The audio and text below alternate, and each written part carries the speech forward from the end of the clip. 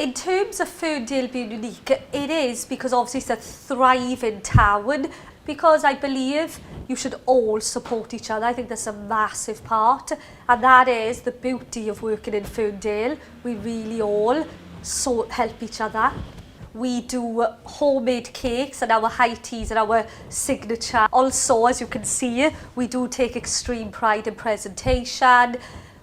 Paninis, our fillings, we use the best quality ingredients. My father was born 3 doors away in 1935. His parents opened the shop in 1933, and my grandmother's mother was doing it for a lifetime before that, so I think it's 2 years' time.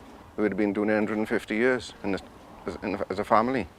We've gone from just being fruit and veg back many years ago to selling a lot of different things, because you've got to sell more products to less people.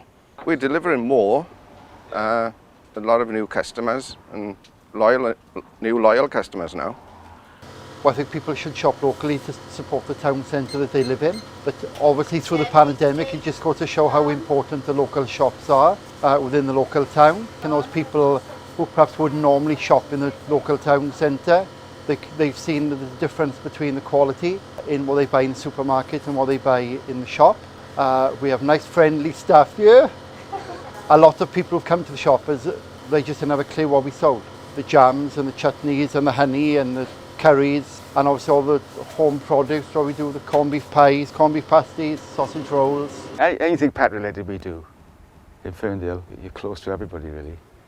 So people can walk to the town centre in just a few minutes from more or less anywhere in Ferndale. Well, if you don't shop local, then we won't have any shops local, will we? You know, we need the town centre as a support into to the community. Shopping local is for life, not just for lockdown.